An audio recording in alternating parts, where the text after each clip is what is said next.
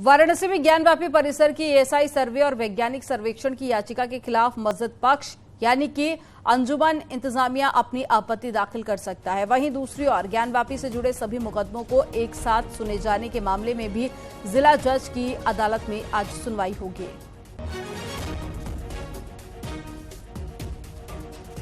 तो एएसआई सर्वेक्षण को लेकर अब लगातार मामला कोर्ट तक पहुंच गया है। एक पक्ष जो कि सर्वे की मांग कर रहा है, दूसरा पक्ष इसका विरोध कर रहा है और ये तस्वीरें भी आपको दिखा रहे हैं। देखिए, कई सारे ऐसे सबूत भी अभी तक मिल चुके हैं जो ये साबित करते हैं कि ये शिवलिंग है, लेकिन अब इसकी जांच की जा रही है और पूरा मामला कोर्ट पहुंच चुका है। पूर्वांचल के माफिया डॉन मुख्तार अंसारी को गैंगस्टर मामले में गाजीपुर एमपी एमएलए कोर्ट की ओर से सुनाई गई 10 साल की सजा को चुनौती देने वाली याचिका पर इलाहाबाद हाईकोर्ट में सुनवाई होगी। हाईकोर्ट ने 63 दिन की देरी से याचिका दाखिल करने को माफ कर दिया है।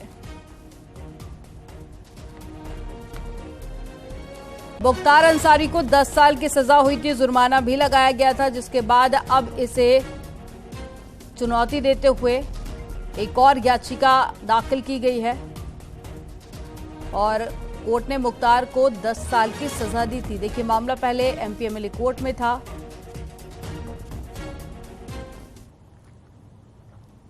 माफिया अतीक अहमद की बहन आयशा नूरी की सरेंडर अर्जी पर प्रयागराज की सीजेएम कोर्ट में सुनवाई होगी।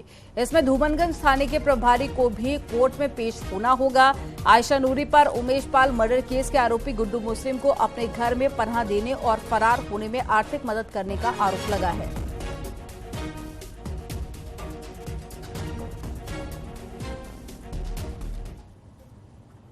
भारतीय कुश्ती संघ के निवर्तमान अध्यक्ष ब्रजभूषण शरण सिंह और साथी पहलवानों के बीच जंग जारी है।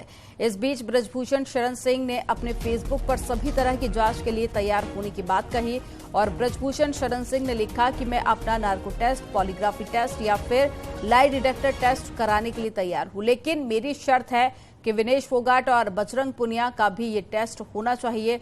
अगर दोनों पहलवान अपना टेस्ट कराने के लिए तैयार हैं तो प्रेस बुलाकर घोषित करे और मैं भी इसके लिए तैयार हूं। ये ट्वीट ब्रजभूषण शरण सिंह की तरफ से किया गया, जिसमें उन्होंने कहा कि मैं narco test, lie detector test और पॉलीग्राफी टेस्ट सभी तरह के टेस्ट कराने के लिए तैयार हूं, लेकिन मेरी शर्त ये होगी कि विनेश फोगाट और इसके अलावा बजरंग पुनिया को भी अपना टेस्ट कराना होगा। जापान में G7 शिखर सम्मेलन में शामिल होने के बाद में PM Modi Papua New Guinea पहुंचे। यहां पर उनका भव्य स्वागत किया गया। पापुआ न्यू गिनी के एयरपोर्ट पर वहां के प्रधानमंत्री जेम्स मरापे ने पैर छूकर पीएम का स्वागत किया। पीएम मोदी का ये स्वागत इसलिए भी खास है क्योंकि उस देश में नियम है कि वहां पर सूर्यास्त के बाद आने वाले किसी भी नेता का औपचारिक स्वागत नहीं किया जाता, लेकिन पीएम मोदी के पहुंचने पर इस नियम को तोड़कर उनका भव्य स्वागत किया गया। पीएम मोदी ने स्थानीय लोगों के बीच जाकर मुलाकात भी की और इस दौरान लोगों में जोश का माहौल भी दिखा और लोगों ने मोदी मोदी के नारे भी लगाए। दो तस्वीरें आप देखिए, देर रात की ये तस्वीर पहले आपको दिखा रहे हैं। न सिर्फ स्वागत किया गया बल्कि पैर छूकर वहां के प्रधानमंत्री ने पीएम से आशीर्वाद लिया। दूसरी तस्वीर आपको दिखा रहे हैं जहां पर वहां की लोक संस्कृति भी देखने को मिली। ये नृत्य जो कि वहां का पारंपरिक नृत्य है और काफी गर्मजोशी के साथ में पीएम मोदी का स्वागत किया गया और ऐसे में अब ये वीडियो भी लोग काफी ज्यादा पसंद कर रहे हैं और सोशल मीडिया पर भी काफी ज्यादा ट्रेंड कर रहा है। चलिए अब आपको दो तस्वीरें दिखाते हैं जिन्हें देखकर पीएम मोदी के विश्व भर में जो पहचान और साख बनी है वो कितनी बड़ी है उसका अंदाजा आपको हो जाएगा। पहली तस्वीर पापुआ न्यू गिनी की है जहां के पीएम जेम्स मरापे ने उनका स्वागत किया पैर छूकर। तो वहीं जापान में G7 के शिखर सम्मेलन के दौरान अमेरिका के राष्ट्रपति जो बाइडेन पीएम मोदी के गले लगे।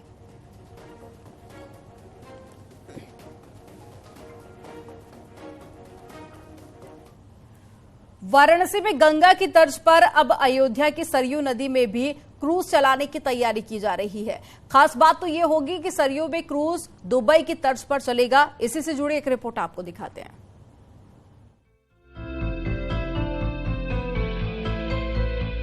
जनवरी से जहां रामलला अपने नए भव्य मंदिर से भक्तों को दर्शन देंगे, वहीं पर्यटकों के लिए पूरी रामनगरी खास हो जाएगी। थीम पार्क, नया अंतर्राष्ट्रीय हवाई अड्डा समेत सरयू नदी में चलने वाला क्रूज पर्यटकों के लिए खास आकर्षण का केंद्र होगा। 2 कंपनियां आई हुई हैं, एक अयोध्या क्रूज लाइन अभी आई है और ये नए घाट के पास में अपनी फर्म से जो है इसका शुरुआत करेगी। तो इसमें जो है दुबई की तर्ज पर जो है इनको दुबई पर इनका संचालन कंपनी ने बताया कि मेरे द्वारा किया जाता है और उसी तरह अयोध्या के सरयू में भी इसका संचालन होगा। सरयू नदी में क्रूज का संचालन दुबई की तर्ज पर होगा। सरयू में क्रूज चलाने की योजना पर काम शुरू हो चुका है। 2 कंपनियां हैं, एक अयोध्या क्रूज लाइन्स है जो दुबई में क्रूज चलाती है और दूसरी कंपनी है अलकनंदा जो इस वक्त वाराणसी में गंगा से क्रूज का संचालन कर रही है। दूसरी कंपनी है अलकनंदा कंपनी, ये वाराणसी में अपना क्रूज चला रहे हैं। तो अयोध्या में भी उन्होंने क्रूज का निर्माण शुरू कर दिया है और इसमें भगवान राम से संबंधित दृश्य भी दिखाए जाएंगे। कंपनियों का लक्ष्य दीपोत्सव तक संचालित करने का है और अगर दीपोत्सव से 1-2 महीने आगे पीछे होगा, जनवरी में तो प्रत्येक दशा में संचालन होगा। अधिकारियों के माने तो दीपोत्सव पर श्रद्धालु सरयू में क्रूज का आनंद ले सकेंगे, यानी आने वाली दीपावली पर क्रूज की सेवा शुरू हो सकती है। हाईटेक सुविधाओं से लैस इस क्रूज में रामायण कालीन जानकारी भी लोगों को दी जाएगी। दुबई की तरह सरयू में चलेगा क्रूज, पुष्पक विमान की तरह होगा क्रूज का डिजाइन। हाईटेक सुविधाओं से लैस होगा क्रूज। क्रूज में 5 स्टार होटल की सुविधा होगी। क्रूज में रामायण से जुड़ी जानकारी भी मिलेगी। अयोध्या और गुप्तार घाट 2 सब स्टेशन होंगे। दीपोत्सव से सरयू में क्रूज चलाने का लक्ष्य, जनवरी तक पूरी तरह से क्रूज का संचालन। और मेरे पीछे आप जो देख रहे हैं यहीं पर क्रूज का निर्माण होगा और इसी जगह से वो सरयू के जलधारा में प्रवेश कराया जाएगा। अयोध्या और गुप्तार घाट 2 सब स्टेशन बनाए जाएंगे जहां पर क्रूज का संचालन होगा। अयोध्या क्रूज लाइन्स के नाम से एक कंपनी है जो इसका संचालन करेगी। फिलहाल 2 क्रूज और उसके अलावा 2 हाउस बोट भी रहेंगे जिसमें 10 कमरे से ज़्यादा के यात्रियों के रुकने के लिए भी आरक्षित रहेंगे। फिलहाल अत्याधुनिक सुविधाओं से लैस इस क्रूज में रामायणकालीन भोजन के अलावा रामायणकालीन दृश्य को भी देखने को मिलेगा। 2 क्रूज गुप्तार घाट से अयोध्या और अयोध्या से गुप्तार घाट के बीच में संचालित होगा। इसके अलावा 2 हाउस बोट भी इसमें रहेंगे जिसमें श्रद्धालु नौका विहार का आनंद के साथ साथ अयोध्या की प्राचीनता और पौराणिकता से भी रूबरू हो सकेंगे। अयोध्या से न्यूज़ 18 के लिए निमिष गोस्वामी। और चलिए यहाँ पर रुकेंगे एक छोटे से ब्रेक के लिए। आप देखते रहिए न्यूज़ 18।